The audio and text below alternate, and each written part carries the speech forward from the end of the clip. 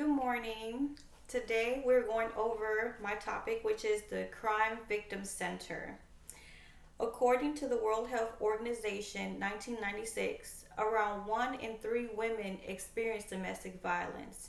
So, this could mean your mother, your sister, your friends, or even a loved one.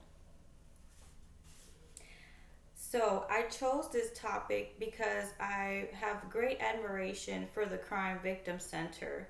Working closely with the DV unit and the Family Safety Center for the past 3 years, I learned that the Crime Victim Center has so many resources available, such as orders protections and housing, that can greatly assist individuals.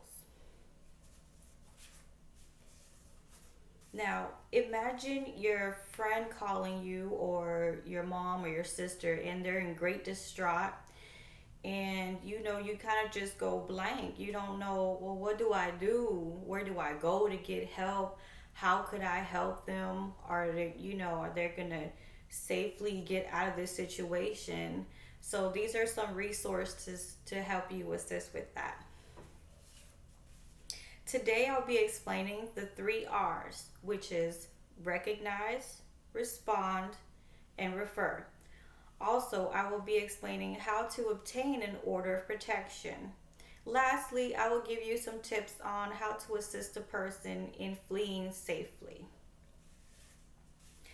According to the National Coalition Against DV, around 10 million people experience domestic violence. This means every 20 minutes, somebody is going through domestic violence. According to the National Domestic Hotline, people are 3 times more likely to get post traumatic stress disorder after fleeing domestic violence. Now that we understand these statistics and how it can affect people closest to us, let's gain further knowledge of our resources. So, according to the personal development website, being able to detect the 3 R's can help assist somebody to flee domestic violence. The first R is recognize. So, you have to recognize those symptoms.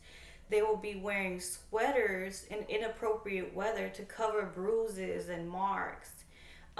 People wearing lots of makeup all the time and kind of hiding their face, or if they're acting irregular, if they're really anxious, they have like intense fear, or like if they're always making excuses, well, I fell down the steps. I'm sure a lot of people probably heard that before. Well, yeah, well, you fell down the steps, and they automatically think that somebody's going to domestic violence. And sometimes they are, and sometimes they're not.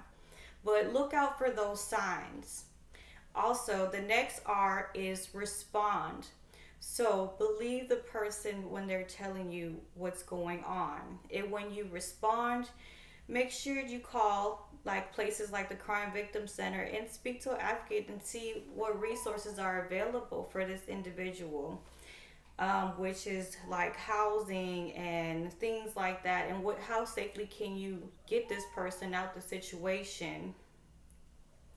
So the next one we're going to do is refer. So once you get those resources, you see if you can refer them to the authorities. Maybe the authorities can meet them there at the Crime Victim Center, and you can come together and have an action plan for this person.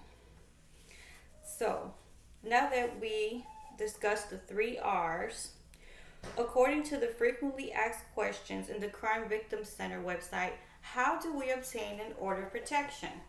So when you initially go to the Crime Victim Center, you're going to meet an advocate. They're going to gather all your information from your police reports, and you're going to write a statement, or they could help you write the statement for you. Long as you sign it and say, okay, yes, I wrote this statement and this is what's going on. Now, you do not need a police report to get an order of protection. You can use pictures, your statement. You can use things like that to go ahead and build your case for court. So also, people need to know that they do need to have an address to where they're going to serve the abuser. The sheriffs need to know if they're in jail or they're living with their mother or a job, they do need to know how can they find this abuser so they can serve them, and then you guys can have your day in court. Now that we learned how to get an order of protection, here are some resources on how to help a victim. So according to the 8 ways to help a victim article in 2023, to assist an individual experiencing DV, start by creating a safety plan. So you can gather the food, you can gather money, you can gather transportation, all the things they need. All they would need is to probably hide their vital documents, and then you can go pick them up and already be heading to the Crime Victim Center to get your order protection. And after you get your order protection, at the end of that meeting with the Crime Victim Center, they will assist them with housing, which could be the YWCA, which we have in Memphis, and or the Hospitality Hub. So it'll be a whole process. Understand that this is a lengthy process, but at the end, the individual will receive safety and care.